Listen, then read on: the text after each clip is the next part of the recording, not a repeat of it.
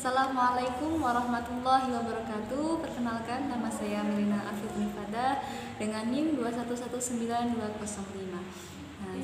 Saya dari kelompok 1 yang beranggotakan 3 orang, saya sendiri, teman saya Juhairia dan Sania Nuri. Kelompok kami akan membahas tentang pengertian ilmu pendidikan. Apa sih ilmu pendidikan itu? Baik, kita akan bahas satu persatu. Yang pertama, ilmu.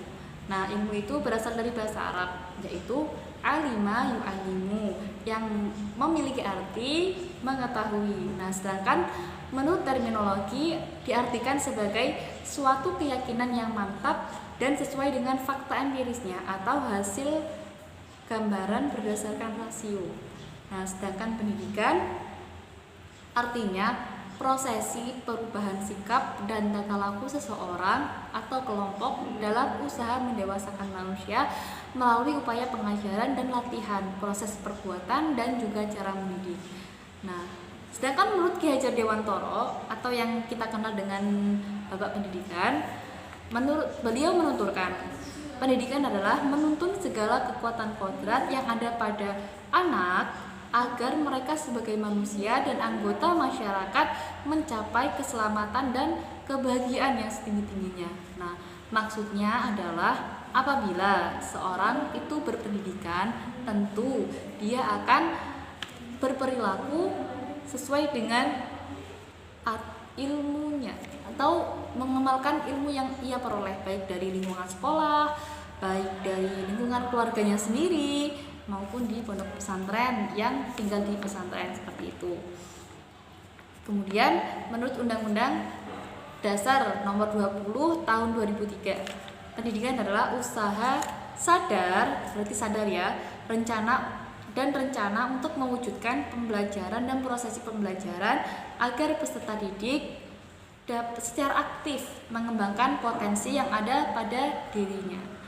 Dengan demikian, pengertian ilmu pendidikan adalah suatu pengetahuan yang tersusun secara sistematis dengan mempunyai metode tertentu yang ilmiah untuk menyelidiki, merenungkan tentang gejala-gejala perbuatan bantuan atau didikan yang diberikan oleh orang dewasa kepada orang yang belum dewasa dalam rangka mempersiapkan dirinya untuk bermakna bagi dirinya, masyarakat maupun penciptanya, seperti itu. Selanjutnya akan diterangkan oleh teman saya.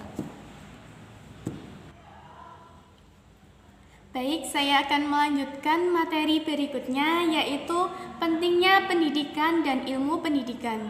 Jadi, pendidikan ini sangat penting karena biasanya orang yang berpendidikan ini wawasannya lebih luas, dia lebih bijaksana dan berkepribadian tangguh. Pendidikan juga dapat membedakan kedudukan dalam masyarakat. Biasanya orang yang berpendidikan tinggi itu lebih dihargai dalam masyarakat. Kemudian, selain memberikan pengetahuan dan keterampilan, sekolah dasar juga berfungsi untuk mengembangkan kepribadian, emosional, moral, dan sosial. Selanjutnya, tingkat pendidikan juga mempengaruhi dalam pekerjaan, khususnya dalam jabatan. Jadi misalkan seseorang yang lulusan SD dengan lulusan S3 itu dalam hal pekerjaannya itu berbeda, jabatannya pun berbeda dan juga mempengaruhi pendapatan nantinya. Oke, saya akan melanjutkan materi selanjutnya. Perkenalkan, nama saya Sania Nuria, NIM 2119369. Saya akan menjelaskan poin yang ketiga dan keempat. Poin ketiga yaitu faktor-faktor pendidikan. Faktor-faktor pendidikan itu ada 5: pendidik, anak didik atau peserta didik, tujuan pendidikan, alat pendidikan, dan lingkungan pendidikan. Yang pertama, pendidik adalah orang yang disertai tugas atau amanah untuk mendidik dan dapat juga diartikan membina, memelihara, membimbing, dan mengarahkan, seperti guru dan dosen dalam lingkup formal atau ustadz dan kiai dalam lingkup non-formal, atau juga orang tua dan keluarga dalam lingkup informal. Kedua, anak didik atau peserta didik. Anak didik atau peserta didik ditunjukkan pada orang-orang yang sedang belajar.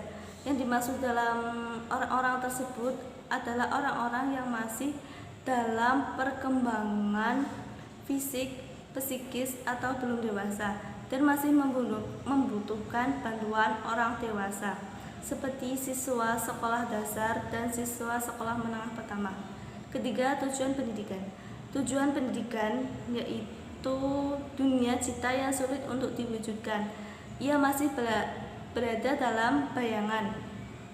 Untuk mencapai tujuan pendidikan, kita harus berusaha secara maksimal, seperti dengan belajar dengan rajin dan disertai dengan doa. Keempat, alat pendidikan adalah segala sesuatu apa saja yang dipergunakan dalam usaha untuk mencapai tujuan pendidikan. Contoh, buku, pulpen, dan alat tulis lainnya. Bahkan media elektronik seperti handphone dan laptop yang digunakan seperti pada masa pandemi sekarang. Kelima, lingkungan pendidikan. Lingkungan pendidikan merupakan salah satu faktor yang ikut menentukan corak pendidikan yang berpengaruh pada peserta didik. Lingkungan pendidikan berupa lingkungan keluarga, masyarakat, sekolah. Di antara lingkungan tersebut yang berpengaruh besar adalah lingkungan keluarga, karena lingkungan keluarga adalah sekolah pertama yang membentuk perilaku dan pola pikir anak yang menjadikan anak tersebut bersifat baik maupun buruk. Dan selanjutnya saya akan menjelaskan poin yang keempat, yang terakhir, yaitu jenis-jenis pendidikan. Jenis-jenis pendidikan itu ada 3, formal, non-formal, dan informal. Pengertian dari pendidikan formal yaitu pendidikan yang struktur dan berjenjang dari pendidikan anak dini sampai pendidikan tinggi, seperti TK, SD, SMP, SMA, dan perguruan tinggi. Kedua, pendidikan nonformal. Pendidikan nonformal adalah pendidikan yang setara dengan pendidikan formal melalui proses lembaga yang ditunjuk oleh pemerintah, seperti majelis taklim, lembaga kursus, dan lainnya. Ketiga, pendidikan informal. Pendidikan informal yaitu jalur pendidikan dalam lingkungan, terutama keluarga. Sekian. Mohon maaf apabila ada kekurangan dari kelompok kami. Terima kasih. Wassalamualaikum warahmatullahi wabarakatuh.